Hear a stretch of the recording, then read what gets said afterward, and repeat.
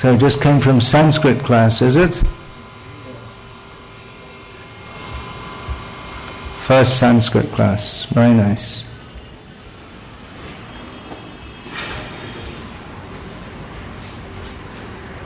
Adya Sanskritam Vaditam Shaknoti Kim. Blank. Can you now speak Sanskrit?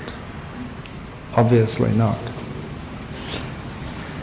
Om Namo Bhagavate Vasudevaya. Om Namo Bhagavate Vasudevaya. Om Namo Bhagavate Vasudevaya. Srimad-Bhagavatam, Canto 7, Chapter 6, Text 19, translation and commentary by His Divine Grace A.C. Bhaktivedanta Swami Prabhupada. Nahi achutang prinayato bhavyaya so suratmajaha atmatvat sarvabhutanam siddhatvat iha sarvataha.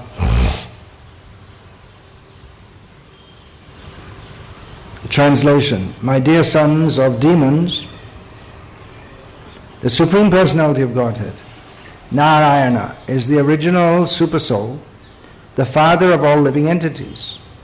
Consequently, there are no impediments to pleasing Him or worshipping Him under any conditions, whether one be a child or an old man. The relationship between the living entities and the Supreme Personality of Godhead is always a fact, and therefore there is no difficulty in pleasing the Lord. Purport. One may ask, one is certainly very attached to family life. But if one gives up family life to be attached to the service of the Lord, one must undergo the same endeavor and trouble.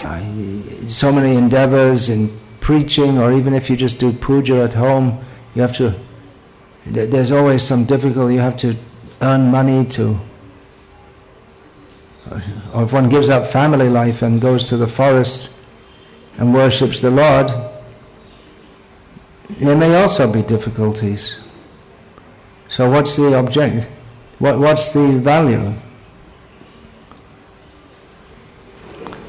Anyway, I'll continue with Prabhupada's purport. This is not a valid objection. The Lord asserts in Bhagavad Gita. Now what's the verse in Bhagavad Gita that might give some reply to this? Patrang pushpang palang toyam prapya punyakritam lokam.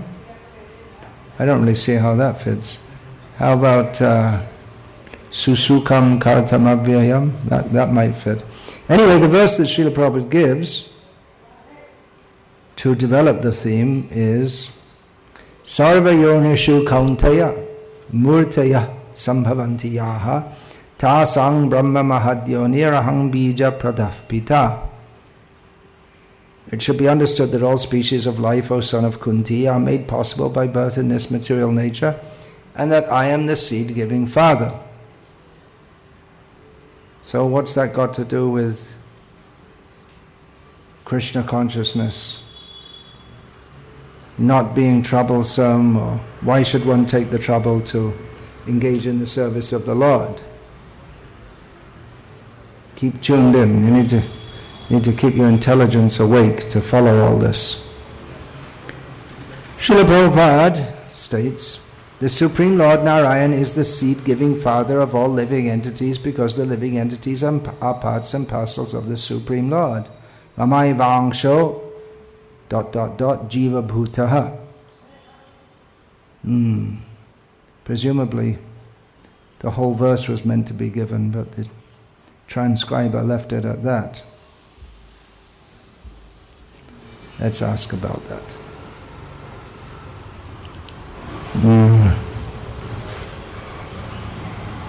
Which canto? 7, 6, 19.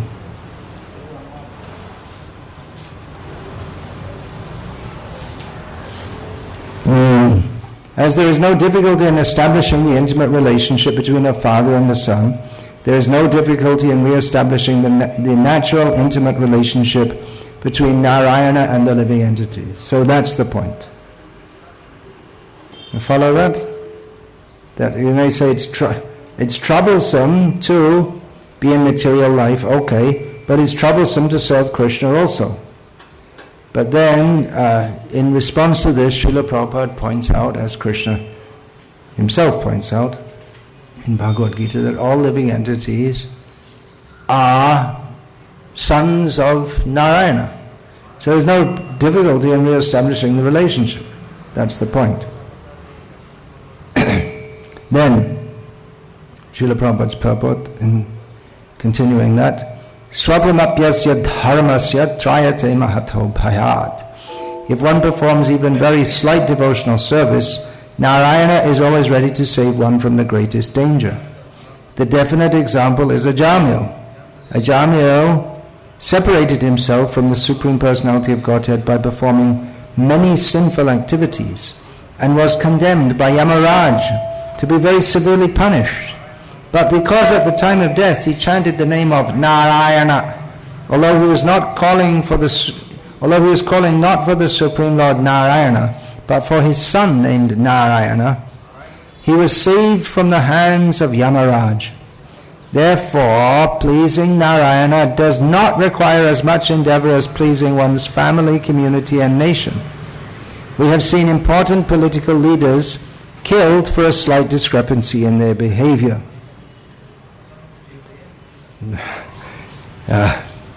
Most prominently, Mahatma Gandhi is a clear example. When I first came to India, that was the mid-1970s, Mahatma Gandhi was very much in the public consciousness. He's got lost in the meantime. Now, with present generation, they don't know about, care about, but he was a very big figure. And many, maybe even most people, had in their house a picture of Mahatma Gandhi. Was it? Many people had him on their altar. Many people said he was an avatar. He's very prominent in the consciousness now. Forgotten to a large extent. Therefore, pleasing one's society, family, community and nation is extremely difficult. Pleasing Narayana, however, is not at all difficult, it is very easy. Elsewhere, Srila Prabhupada gives the example of how Gandhi, he sacrificed everything for his country. He acted for the benefit of the people, but at least one of them wasn't happy with him and shot him dead.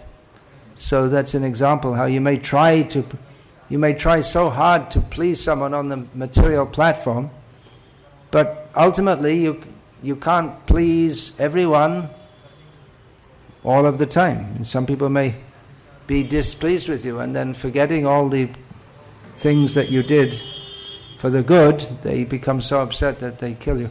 Actually, this is just a historical aside. Srila Prabhupada often talked about Indian history, mostly not in classes, but I'll just give it as an aside. That Naturam Godse, who shot Mahatma Gandhi dead, it was more than a year between the time that he shot him dead and he himself was hanged. 18 months. Was it you who told me this?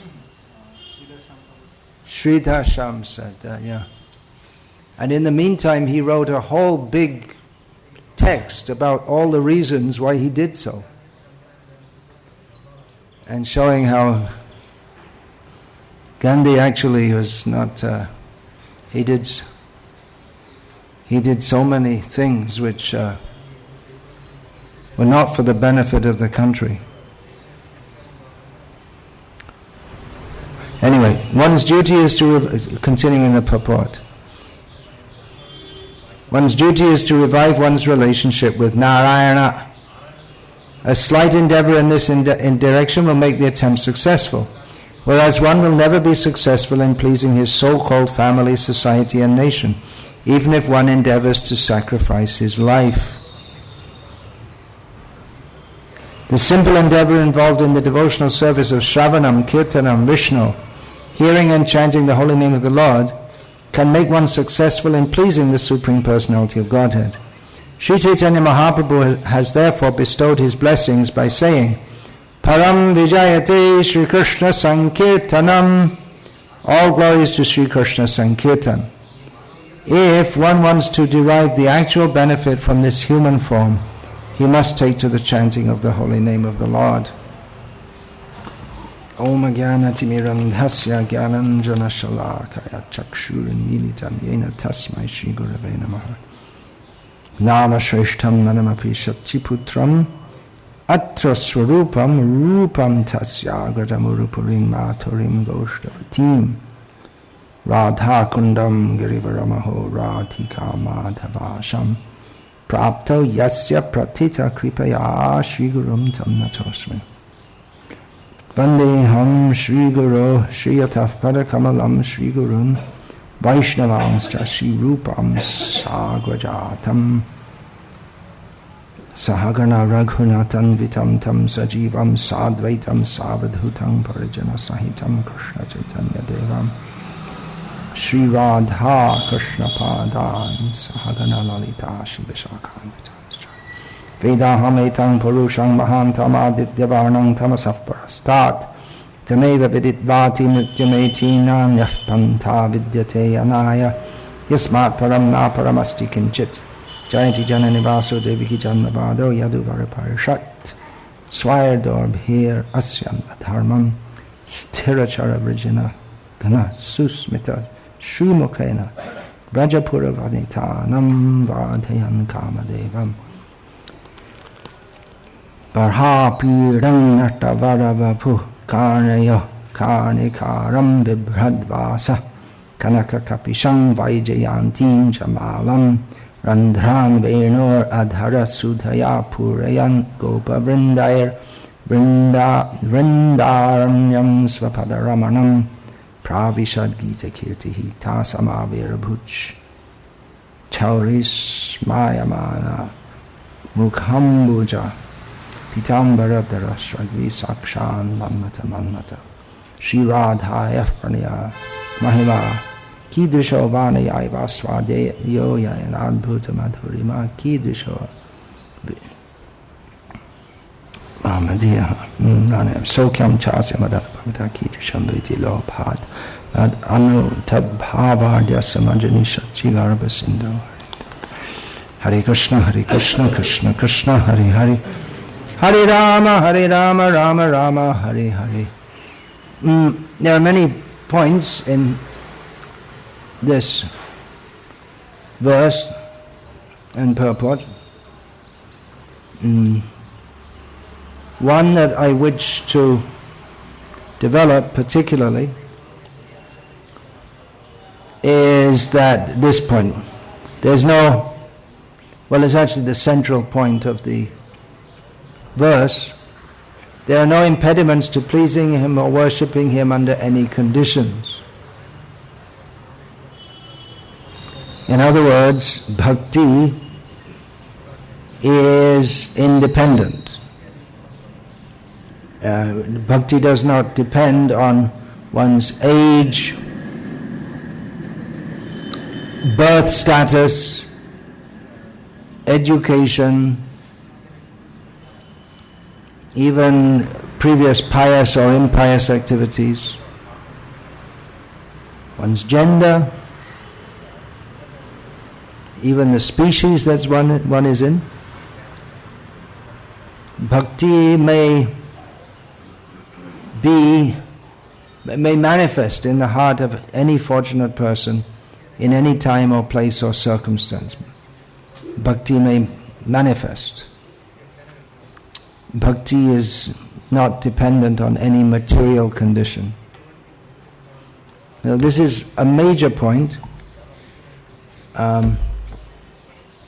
Some time ago there was some controversy going around in our society because one of our learned sannyasis said that, well, there's causeless mercy. There's no such thing as causeless mercy, because you have to do this. You have to have the sukriti, bhakti and mukhi sukriti. One has to perform activities in relationship to bhakti, even not knowing. Just like one may be in one life a dog and one eats some prasadam somehow or other. So that is, one gets some pious. It's not the same as mundane pious activities, but it's pious in the sense that it's not devotional service per se, but it is connected with Krishna, and it's not in an offensive way. So activities like that, one may be a dog or even a human. At the Rath Yatra of Lord Jagannath, some impression goes in the mind, which remains even unconsciously in the mind, and when there's an accumulation. So this was the argument, that bhakti only arises in such a condition. That's generally true, but bhakti is not obliged to appear at any time. Even if one has heaps of pious activities which are in relationship to bhakti, even then bhakti is not obliged to manifest herself within the heart. And if one has no such pious activities, still bhakti can descend within the heart. So that's one important point. I'm going to speak about another important point.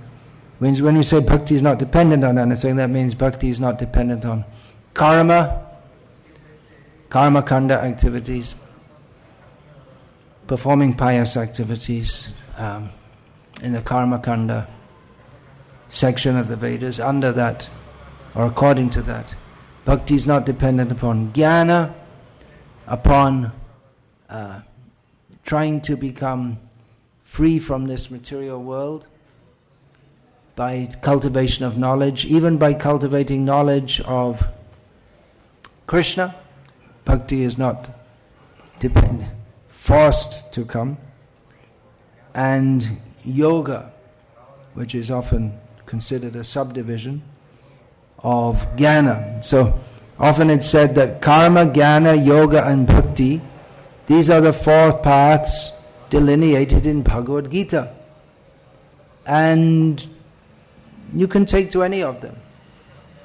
They're all the same, they're all as good as each other. But that is not at all the fact. Bhakti is superior to all of them in all respects. As will be discussed in this lecture, that it won't be finished in one day. And there's going to be a lot of reading and recitation of verses. So you have to keep tuned in, because when there's a lot of reading, often devotees don't seem to maintain the same kind of interest as when it's being explained. But it's a major important point which we should understand very clearly. It is again and again stressed in Srimad-Bhagavatam and Chaitanya Charitamrita. Srila Prabhupada wrote about this in his purports. So let's start the discussion about this. Here when we're talking about bhakti, we're particularly talking about Shuddha Bhakti, which is the relationship of the jiva to Bhagavan is one of Shuddha Bhakti. When not Karma Mishra Bhakti or Jnana Mishra Bhakti or Yoga Mishra Bhakti, nor Bhakti Mishra Karma, no such thing. Pure devotional service, free from all personal desires, that is the very nature of the soul. And that's the way that the word bhakti is used mostly throughout Gita and Bhagavatam. It's a somewhat different usage to that which is common in Indian languages today. They don't know the definition. They don't know the proper meaning. So this pure devotional service to Krishna, Prahlad Maharaj explains here, it's not an exclusive practice only for a few people who have to be highly qualified, just like in Hindu culture, as in many cultures throughout the world. Now it's increasingly tending toward a monoculture, of no culture. But there's a priestly class. People are born in a certain family, or a certain class, and generally the males of that class, in some cases the females, they can act as priests. So only they have the prerogative to do that. No one else is allowed to do it.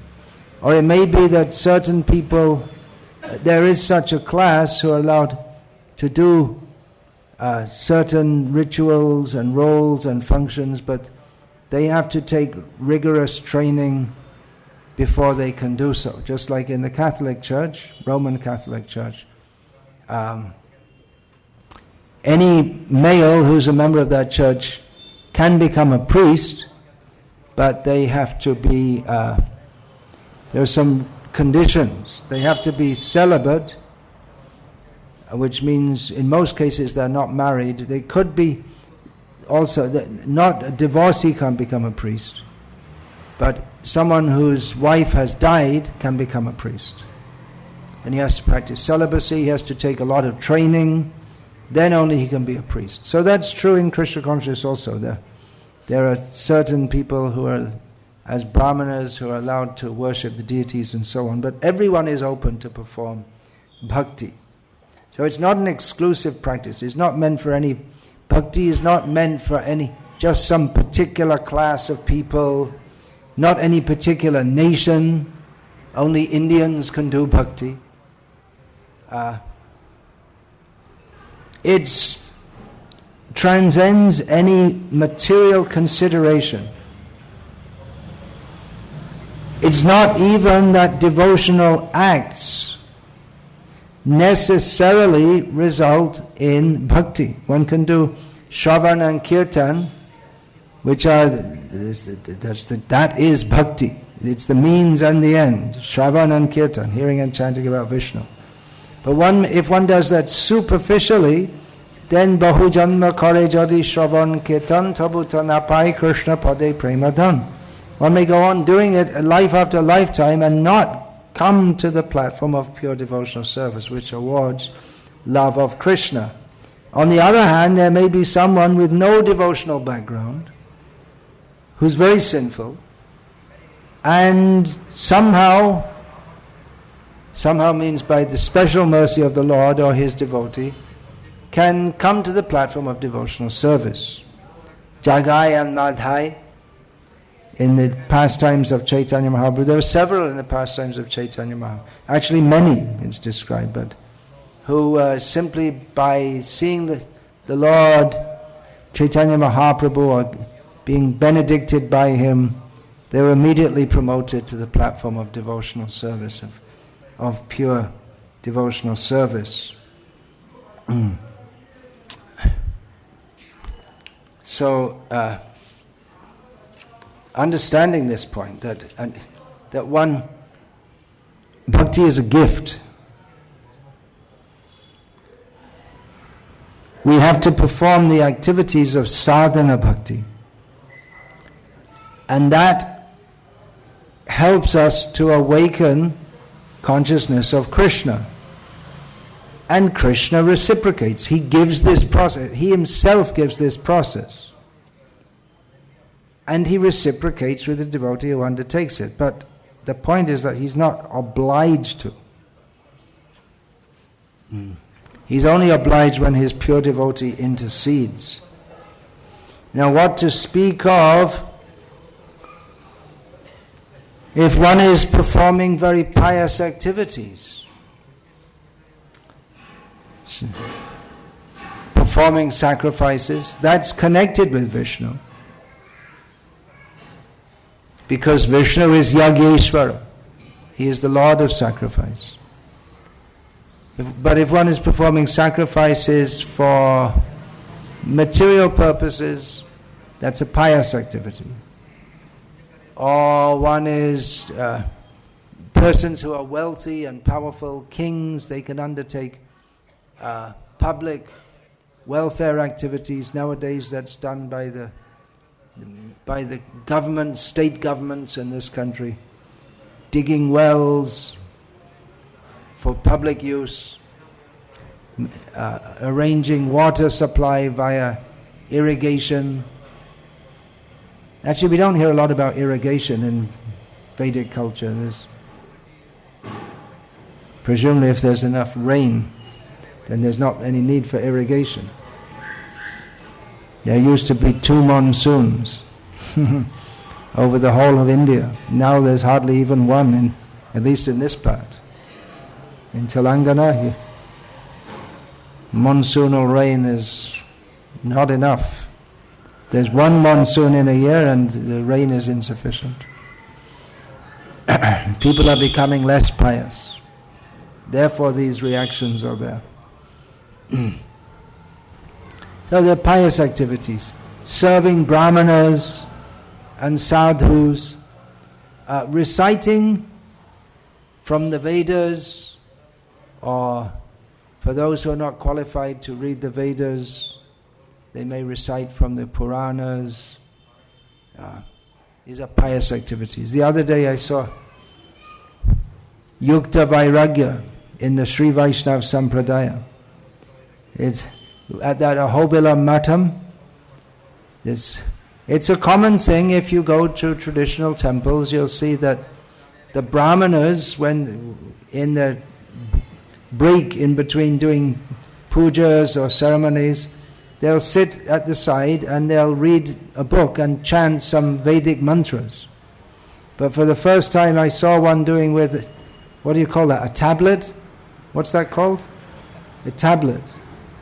So it's also Yukta Vairagya, they're also doing. No more book. Previously they'd do it just from memory, then they did it from a book, and now tablet. So these are all pious activities. And then there's jnana, when one gives up the thought of elevation to higher planets and undertakes activities for becoming free from material bondage. And yoga is another process aimed at the same goal. That's more physical process. But these processes, they cannot be compared to bhakti, which is the activity of the soul. The activities of karma kanda are in illusion. They may be pious in the sense that, well, they're not grossly sinful, and they do produce benefit for human society, makes life more tolerable in this material world. I mean, there is a difference between living in an ordered, civilized, cultured society and living in Syria today, which is just completely disordered and hellish. There is a difference. So pious activities, they make for the material welfare. And the idea is that by performing pious activities, one gets to enjoy this material world, but not in a grossly selfish way. Because the pious activities themselves, they make the person think about doing good for others. The pious activities prescribed in Shastra, they are supposed to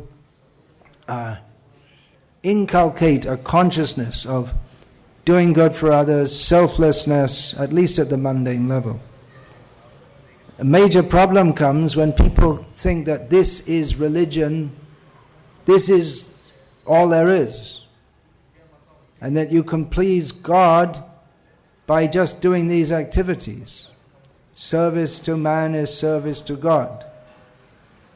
and the Christian idea that just doing welfare activities, that is service to God. That's what He wants us to do. No transcendental idea whatsoever. Just performing social and physical welfare activities with no idea that life in this material world is miserable, and however much even if the whole world agreed, everyone will cooperate to help everyone else, and which is not going to happen in this Kali Yuga for sure, unless they become Krishna conscious. But even if everyone cooperated to make life as nice as possible, there would still be Janma Mrityu Jara Vyadhi Dukh. There would still be the miseries of birth, death, old age and disease. So karma and then jnana and yoga are based on the platform of understanding that this material world is completely miserable. Let me get out. So there's another kind of selfishness. So concerning this, Sri Chaitanya Charitamrita states, Krishnadas Kaviraj Goswami, Bhukti mukti siddhi kami shubuddhi jodi hoy, garha bhakti joge tobe Krishna re bhajoy.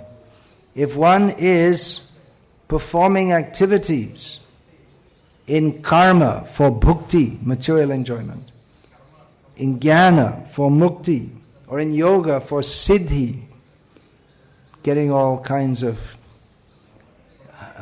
spectacular abilities. But if such a person becomes actually of good intelligence, then he worships Krishna very intensely. And the verse quoted after that in Sri Chaitanya Charitamrita is Akama sarvakamo va moksha kama udaradhihi tivrena bhakti yogena yajeta purusham param. One may have no material desires, be full of material desires, or desire liberation. But if he's actually of broad intelligence, then he should intensely, tivrena, in the Bengali it's given gardha bhakti, very deep bhakti, worship Krishna. But again, this should be understood that Shuddha bhakti is not recommended. One may perform bhakti mixed with material desires, but that is not the perfection of life. One has to develop to that stage. So Shuddha bhakti means anyabhilashita shunyam jnana kamadyanavritam anukulyena krishnanushilanam bhakti ruttama.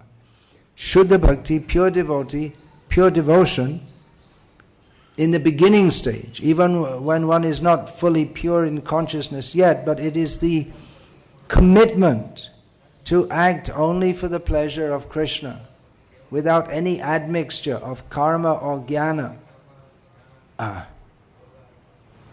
Then in the perfectional stage, or in the prior to the perfectional stage, Savaipung sangparo dharmo yato bhaktir adhokshaje ahaitukya pratihata yayatma suprasidati.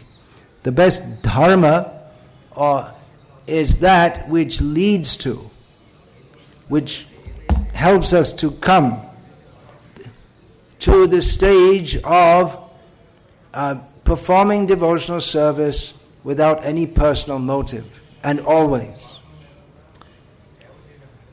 serving the transcendent Lord, understanding Him not to be simply an order supplier for giving fuel to the fire of our material desires, but who is to be worshipped simply because He is to be worshipped, because He is to be served and we are to serve. So one does that without any personal motivation. One cultivates that sense. Here the word dharma is used in the sense of occupational duty, that it's within the context of the discussion of how people should live in the varnashram system. What is the best dharma for all of them? And the best dharma is that which leads to this consciousness of pure devotion. So the worldly dharma leads to the proper execution of worldly dharma, leads to the purest dharma of the soul, which is sarvopadi vinirmuktam tatparatvena nirmalam hrishikena hrishikesha sevanam bhakti ruchyate. That when one is beyond all material designations, even those connected with dharma, such as brahmana, kshatriya, vaishya, shudra, brahmachari, grihastha, vanaprastha, sannyasi, when one is beyond all of these, nahang vipro nachanarapati navanasto yatirva, when one is beyond all these and simply identifies himself as the servant of Krishna and engages in his service, engages all the senses in the service of the master of senses on the transcendental platform, that is pure devotion. Now, in this regard, that bhakti is open to everyone because it is the natural activity of everyone. There may be brahmanas, kshatriyas, vaishyas, shudras. People get different bodies according to their previous activities and previous dispositions, but the dharma or the inherent nature of the soul is to serve Krishna. And therefore anyone can take that up at any time. It's not necessary to go through karma, jnana and yoga. Anyone in any condition can take it up. Bhakti is independent of karma, jnana and yoga. So in this regard, there is in the second canto of Bhagavatam, one of Srila Prabhupada's longest purports in all of his books, is to actually all those verses in that section, that Chatur Shloki Bhagavatam. He has very long purports. So I'm going to read an extract from one of those purports. But even the extract itself is several pages. So the verse in question is Etavad eva jignasyam tattva jignasuna anvyavyati rekabhyam yatsyat sarvatra sarvada.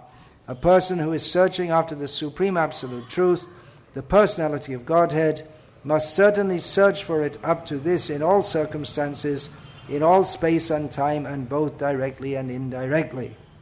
So again the point that one should search after the supreme truth, go up to that standard in all circumstances, beyond space, beyond time, directly, indirectly.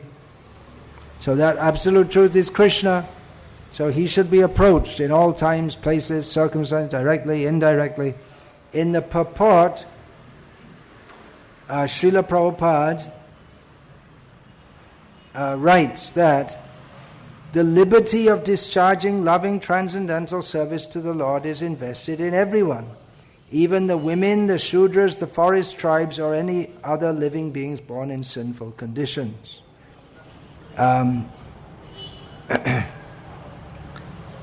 And Prabhupada gives a reference, but he doesn't give the verse at this point. I'll read the verse from second canto. Tevai vedatyati taranti cha deva maya. I didn't read that correctly. Tevai vedatyati taranti cha deva mayam Sri Shudra Huna Shabara Api Papa Jivaha Yadbhuta Krama Parayana Shila Shikshas Tirya Jana Apikim Ushuta Dharanaye. The translation that Srila Prabhupada gives elsewhere in the second canto: surrendered souls, even from the groups leading sinful lives, such as women, the laborer class, that means the Shudra, says Sri Shudra Huna. Huna is given here as the mountaineers, and the Shabaras, or even the birds and beasts, can also know about the science of Godhead and become liberated from the clutches of the illusory energy by surrendering unto the pure devotees of the Lord, and by following in their footsteps in devotional service. So this obviously reflects the well-known verse in Bhagavad Gita, in which Krishna says, what is that verse? No, Kiratahunanda, that's elsewhere in the Bhagavatam. What's the first line? Mam hi partavya pashritya yepi syuv papayoneha. Say similar word. It's very similar wording in this. Striyo vaishas tata shudras tepi yanti param gatim. Anyone who takes shelter in me, having just spoken apichet sudaracharo, even if one performs abominable activities, if one is bhajate mam ananya bhak, if one worships Krishna with fully sadhureva samantavya samyak vyavasito hi saha, he should be considered saintly, because kshipram bhavati dharmatma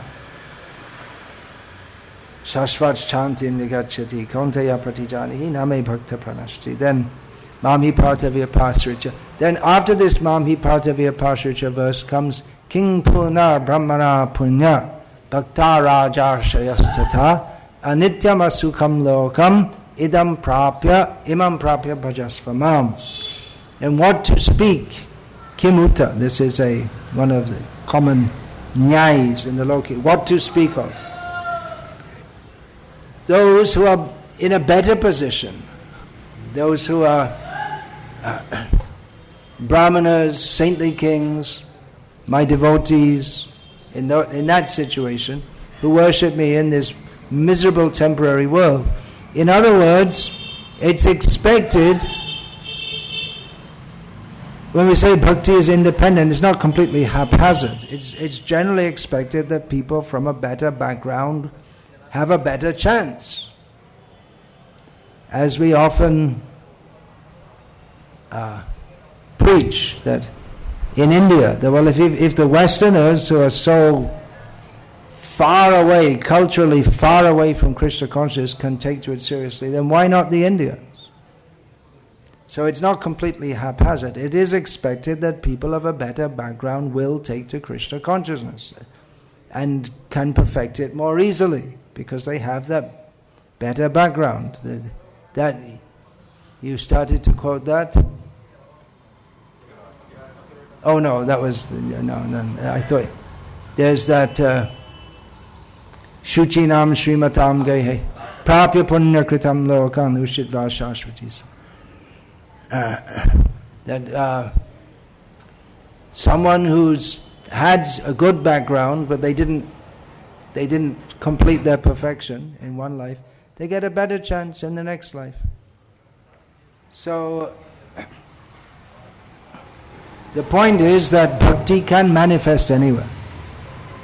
It's not expected that such a high-class religious system will manifest in people of the low class, because low class means papa yoni, sinful birth. Then again we get the ahobatashva pachato gariyan yajjivagri bhartate namatubhyam tepus tapus te juhuvur sasnararya brahmanucha namagrinanti yete. That it's most wonderful that even people who are born in families of dog-eaters, they can chant the holy name of Krishna constantly. And by doing so, it's understood that they've already surpassed all the pious activities, such as bathing in holy places, performing vows, and so on. So,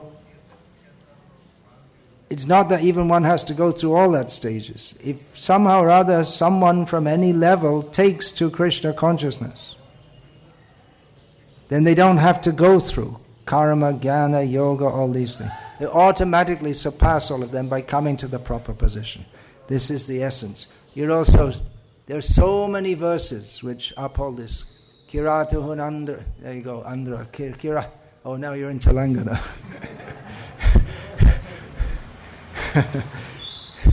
Pulinda Pulkasha. Then what's the next line? Abhira. I was saying Abhira. It's not. Abhira is not Andhra. Abhira is something else. Shumbha. Yavana Kasadaya. Then next line. Ye nye chapapa yadapa shraya shraya shudhanti tasmai prabha vishnave namaha. So the point here is that Vishnu is so powerful that even not directly, even by his devotees' intercession, the most fallen people can become purified to the highest level. That's an instant, that's how powerful he is. That he can invest his power in someone else and they can do something seemingly impossible to lift such people up to the highest level. So, getting back to Srila Prabhupada's purports, to the Etavad Eva Jignasam, which it's a long extract. So, Srila Prabhupada writes, the lowest of human beings can be elevated to the highest stage of devotional life if there is some condition. If they are trained by the bona fide spiritual master well versed in the transcendental loving service of the Lord. So training is required. Even in the case of Ajamil, he was very fallen. He was saved by chanting the name of Narayana. But it wasn't that he immediately went back to Godhead at that point. He went for more training.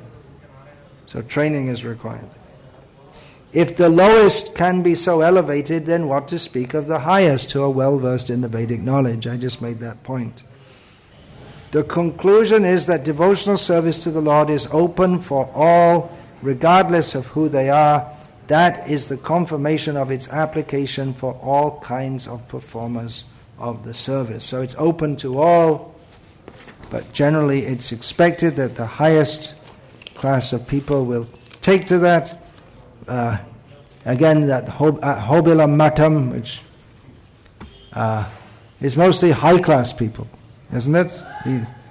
And lower class, by Mahatma Gandhi's movement, the Harijans were allowed to enter, the so-called Harijan. The real Harijans, they were already entering the temple, but the lowest class of people, but they don't even want to actually. Even they got the opportunity, they'd rather go to the temple where there's animal killing and this and that. Nowadays they don't even have temples, right? They used to have temples for animal killing. They went to their own temples. But they don't. Nowadays there's chicken shops on every corner, so what do they need a temple for killing animals for? But they would... Anyway, Srila Prabhupada's purport continuing. Therefore, the devotional service of the Lord with perfect knowledge through the training of a bona fide spiritual master is advised for everyone. It's great. Give them Prabhupada's books and everyone will get the right idea what to do if they read. It's very straightforward. The devotional service of the Lord with perfect knowledge through the training of a bona fide spiritual master is advised for everyone. If people just take that up, then their life is well on the way to perfection. Even if one happens not to be a human being. Train the animals in devotional service. That's a tough one. Some people can do it. Well, you can train animals to perform some animals can be trained to do some functions and they can be engaged in devotional service. Different kinds of dogs are trained in different ways. Guide dogs for blind people, then dogs for herding up the cattle and the sheep, guard dogs. This is confirmed in the Garuda Purana as follows. Kita pakshi mriganang cha harau sanyasta chetasam urdhvang eva gating manye king punar gyaninang nirnam. Even the worms, birds and beasts are assured of elevation to the highest perfection of life if they are completely surrendered to the transcendental loving service of the Lord. So what to speak of the philosophers amongst the human beings? Again, it's possible even for the lowest. So what to speak of the highest? They have a better chance. Chaitanya Mahaprabhu came to deliver all the living beings in the universe, not even only the human beings. He inquired from Haridas Thakur that okay, so now we're chanting and the human beings are elevated, but what about all the birds and the beasts? What about them? And Haridas Thakur famously replied, Pashu Paki. He said they can't cheat, they can't chant. So what will they do? Then Haridas Thakur's reply, Pashu Paki Kirtadi Balite Napari Shunile Harinam Tara Otore. By hearing the holy name, they can be uplifted. So we can go everywhere and chant. And living beings in the bodies of Pashu, Pakshi, Kit Adi, they can all be uplifted. Animals, birds, worms. Continuing Srila Prabhupada's purport. Therefore, there is no need to seek properly qualified candidates for discharging devotional service to the Lord. Let them be either well-behaved or ill-trained. Let them be either learned or fools. Let them be either grossly attached or in the renounced order of life. Let them be liberated souls or desirous of salvation. Let them be inexpert in the discharge of devotional service or expert in the same. All of them can be elevated to the supreme position by discharging devotional service under the proper guidance. There's a challenge for preachers.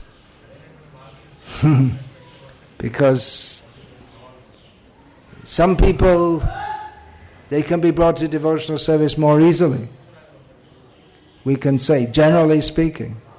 But there is no constitutional bar to anyone taking to devotional service.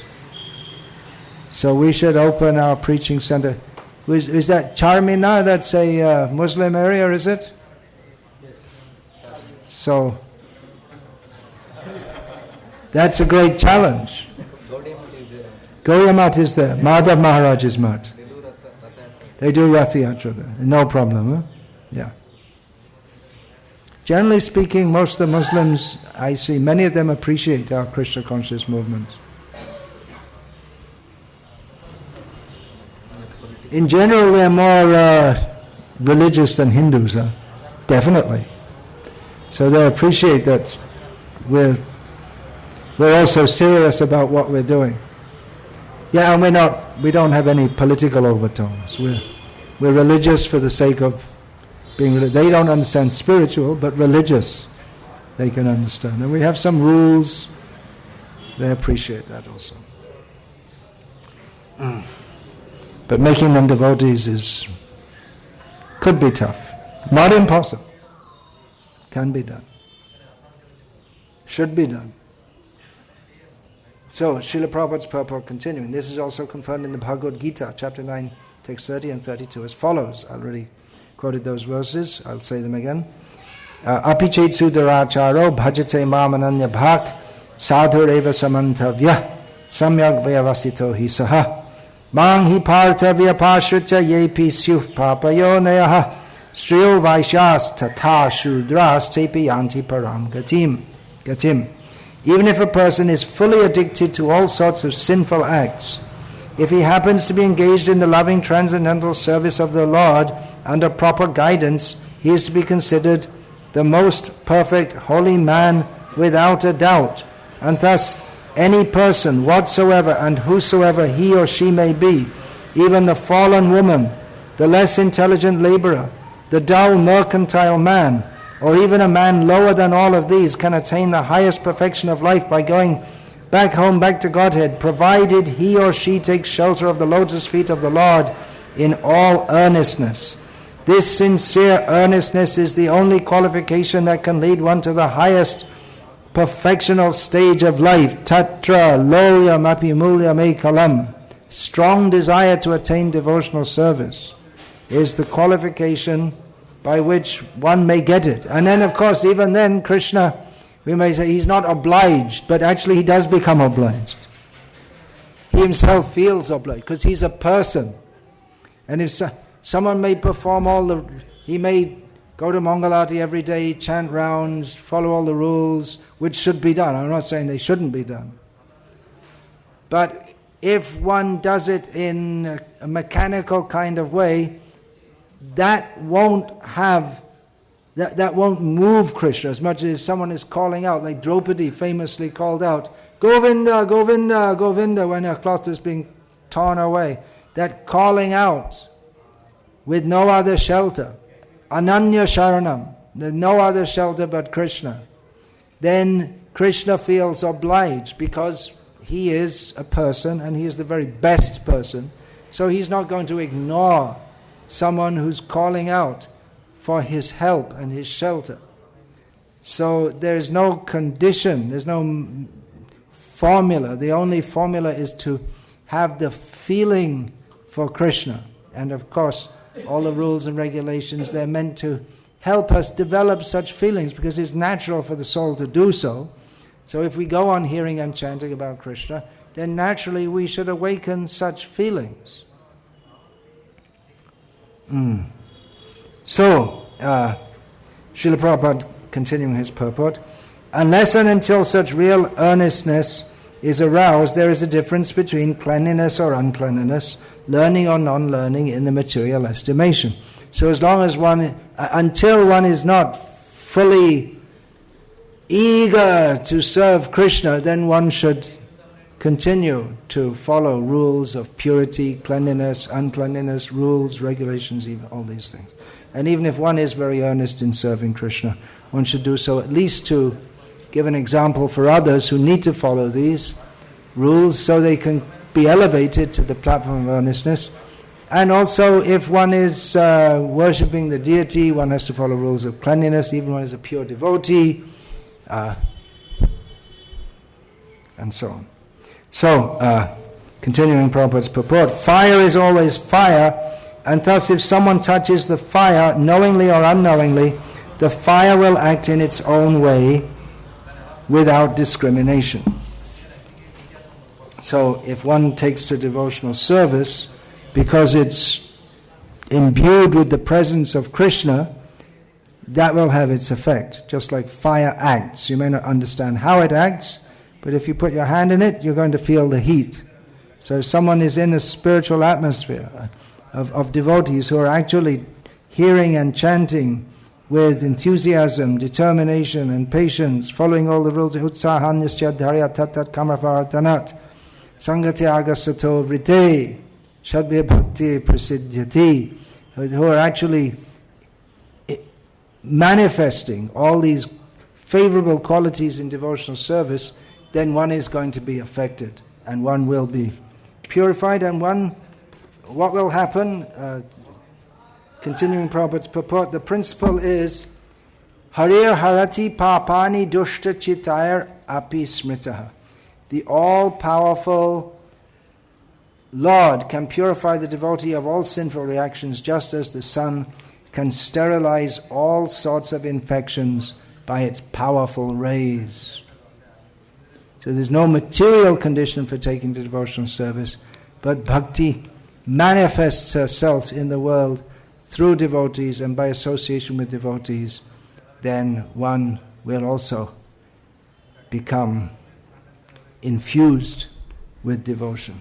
Hare Krishna. I'll finish there for now, and Krishna willing, tomorrow we can resume this.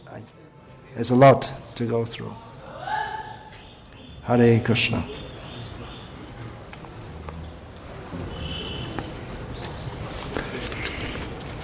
Well, we have a question. Will probably be answered or discussed in the upcoming. There's a lot of stuff to go through. What's the question? This point that we discussed that Bhakti Sukruti, by adding up Sukruti it won't come, it is by causeless mercy. Janma Koti Sukriti. Yeah. But there is also that verse about our covered boys, Krita Punya Punja. Yeah. All right. That's all to be discussed. Actually, I was thinking whether to discuss that Krita Punya Punjaha, but I thought not to, but okay, you brought it up. When I come to the Jamma Koti Sukrita in Labhyate, I'll bring that up. And all in due course. Yeah, then? if Bhakti is independent, we also see that in the Bhagavatam it is Bhaktya Shruti Grahitaya and Shruti Smriti Purana Di Pancharatrika Vidindina. Yeah. So it is like based on philosophical. Yeah. But that has been touched upon even in today's class, and will be discussed more, that even bhakti in this world is to be performed. Yeah, it'll be discussed more in later. Bhakti in this, it doesn't mean that we should just give up all rules and regulations, but the point we should understand is that it's not, or studies, but we should understand that it's not simply by our following all these things, it's not by our own endeavor that bhakti is forced to appear. I chanted 3 times 64 rounds for the last 50 years. I only ate 1 handful of rice every day for the last 60 years. I lived in Vrindavan, so I must be going back to Godhead. Actually, living in Vrindavan should do it for you. All of these things should do it for you. But ultimately it's up to Bhagavan himself. We can't force our way in, that's the point. One has to actually develop the humble, submissive mood and, like the chatak bird, wait for the mercy to come. You can't force it to come. That point should be understood. Otherwise, without understanding that, one can go on in devotional service and never actually get the result. If we think that I am doing this and as a result we have confidence that Krishna will deliver us, but not on demand. Surely Krishna is very merciful. Even though I am totally unqualified still, I've come to the shelter of my spiritual master, and I'm trying. So surely Krishna will take notice of that, and it may take crores of lifetimes. But surely Krishna will be cognizant of that. So that's the attitude. Not that, I did so much, and the cobbler and the Brahmana, that story comes to mind. Brahmana thought, well, I must be going back to Vaikuntha. I deserve it.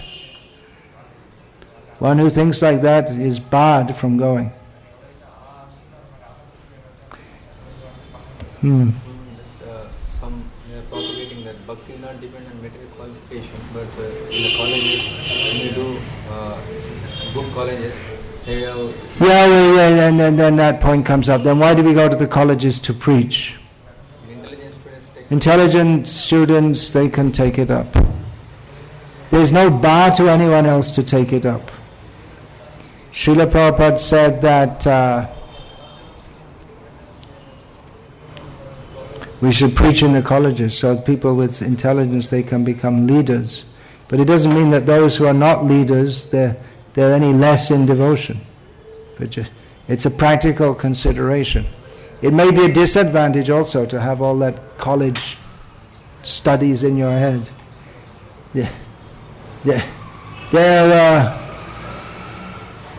They may take to devotional service being frustrated with their college life, so that becomes some kind of impetus for them. Or they may have some pious background by which they can understand this.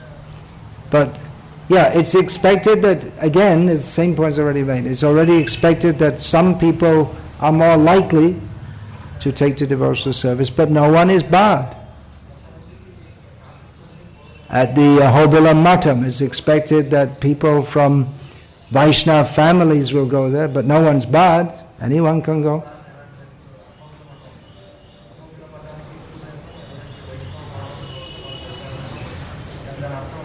Hare Krishna.